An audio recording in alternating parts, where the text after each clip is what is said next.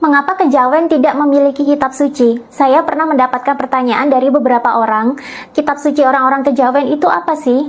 Karena memang di mata sebagian orang kejawen itu dikira sebagai agama. Bahkan dalam buku Sejarah Agama Manusia ini, kejawen juga diulas di dalamnya, di mana akhirnya ini semakin memperkuat dugaan sebagian besar orang bahwa kejawen adalah agama. Walau mungkin mereka mengkategorikannya sebagai agama kuno yang ada di Nusantara. Kejawen sendiri sebenarnya lebih ke filosofi. Istilah kejawen sendiri sebenarnya memiliki makna yang berbeda dengan yang dipahami oleh masyarakat kebanyakan. Banyak orang mengira kejawen adalah agama atau kepercayaan paling kuno dari Jawa yang sudah ada sebelum agama-agama luar masuk ke Nusantara.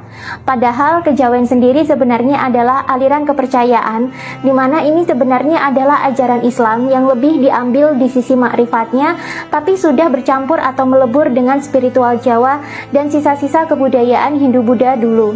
Istilah kejawen ini populer setelah Sunan Kalijaga menyebarkan ajaran Islam dengan mengedepankan ajaran tasawufnya yang sudah dicampur dengan spiritual Jawa dan tradisi-tradisi Hindu-Buddha peninggalan zaman Majapahit dulu.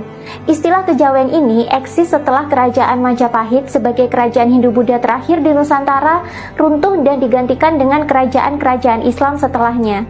Kalau kalian mencari agama atau kepercayaan tertua yang ada di Jawa, itu namanya Kapitayan. Kapitayan sendiri artinya adalah kepercayaan terhadap Tuhan Yang Maha Esa, di mana sebenarnya ini lebih bersifat filosofis dan sangat spiritual, tidak seperti agama yang kompleks dengan ritual-ritual, kredo, dan struktur organisasi yang kaku dan mengikat. Kapitayan justru bersifat bebas dan personal, bahkan di dalamnya tidak ada ritual-ritual khusus untuk menyembah Tuhan, berbeda dengan kejawen yang masih banyak ritual untuk tujuan penyembahan Tuhan dan peningkatan kesadaran spiritual. Lalu apa yang menjadi kitab suci dari Kapitayan atau kejawen? Jawabannya, kejawen dan Kapitayan tidak memiliki kitab suci khusus yang dikultuskan dan dijaga ketat kesuciannya seperti pada agama-agama lain di Indonesia. Lalu bagaimana orang-orang kejawen dan Kapitayan menyebarkan ajaran spiritual mereka? Bukankah kitab suci itu adalah panduan bagi pemeluknya untuk memahami sebuah agama dan kepercayaan? Mengapa kejawen dan Kapitayan tidak punya kitab suci? Kalau kalian baca buku mistik kejawen ini, kalian akan menemukan jawabannya. Bagi penghayat spiritual dan kepercayaan dari Jawa ini, memang kita tidak menemukan kitab suci apapun.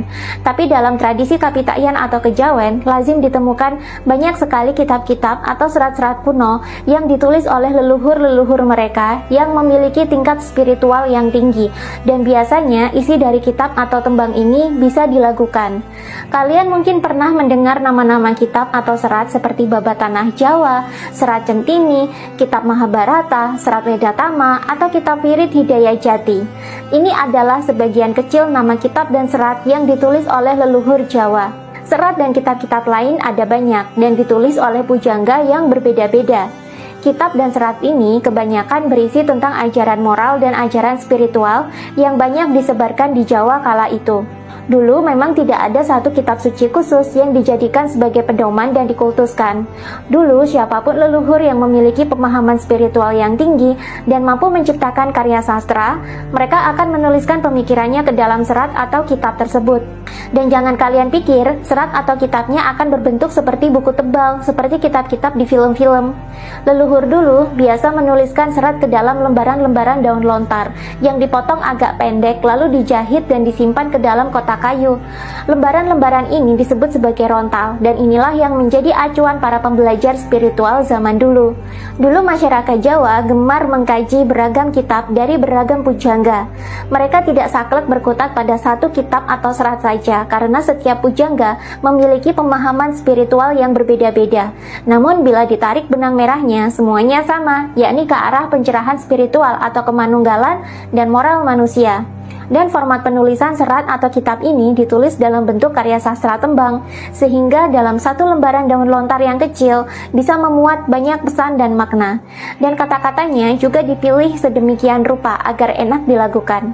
Ketika rakyat menyanyikan bait-bait dari serat inilah, maka ajaran-ajaran filosofi yang termuat di dalamnya bisa menyebar dari mulut ke mulut, dan bahasanya juga filosofis, syarat dengan banyak penafsiran.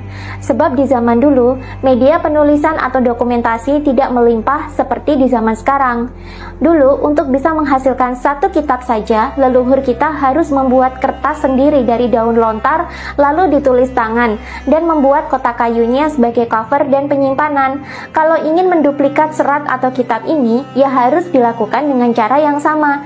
Sehingga kebayangkan untuk memproduksi satu kitab saja diperlukan waktu berapa lama? Dan dulu media menulisnya itu kecil, sehingga leluhur harus pandai-pandai memilih kata-kata. Bagaimana caranya? Dengan kata-kata yang singkat dan indah, tapi sudah bisa mengakomodasi makna spiritual dan moral yang begitu luas.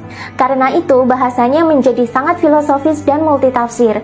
Dan sebenarnya metode ini juga dipakai oleh nabi dan rasul-rasul agama lain dalam menuliskan kitab-kitab suci mereka. Itulah kenapa bahasa dari kitab suci itu kerap kali filosofis, puitis, dan multitafsir. Nah, alasan lain kenapa dalam kepercayaan kejawen dan kapitayan tidak ada kitab suci, karena bagi penghayat kepercayaan ini, kehidupan adalah kitab suci mereka. Ini dijelaskan lebih lengkap dalam buku Mistik Kejawen berikut ini. Orang Jawa lebih suka mempraktekkan ilmu titen atau ilmu mengamati dalam proses spiritual mereka, di mana ketika manusia mengamalkan ilmu ini, maka ia menjadi pengamat atas segala hal yang ada dalam kehidupannya. Manusia jadi pengamat bagi lingkungannya, dan dia juga menjadi pengamat bagi setiap peristiwa-peristiwa yang terjadi dalam kehidupan itu sendiri. Dalam ilmu titen, manusia hanya perlu hadir menjadi pengamat, sehingga manusia bisa netral dan bertindak objektif. Dengan kemampuan pengamatan ini, manusia jadi bisa mengambil hikmah dari setiap hal yang terjadi dalam kehidupannya. Pelajaran atau hikmah yang bisa dipetik inilah yang dijadikan orang Jawa sebagai media untuk meningkatkan kesadaran mereka, sehingga orang Jawa menjadi semakin sadar, semakin mengerti hukum-hukum alam, semakin paham bagaimana kehidupan bekerja, dan menjadi semakin mengerti apa itu hakikat kehidupan dan Tuhan itu sendiri. Karena itulah, di Jawa, aktivitas meditasi menjadi aktivitas yang banyak dilakukan sehari-hari. Karena dengan meditasi ini, orang Jawa sebenarnya melatih dirinya untuk hadir menjadi pengamat. Bagi orang Jawa, mereka tidak perlu melekat pada satu kitab suci tertentu, karena kehidupan adalah kitab suci dari Tuhan yang harus mereka baca dan mereka pahami melalui ilmu titen. Selengkapnya bisa kalian baca sendiri di buku Mistik Kejawen berikut ini.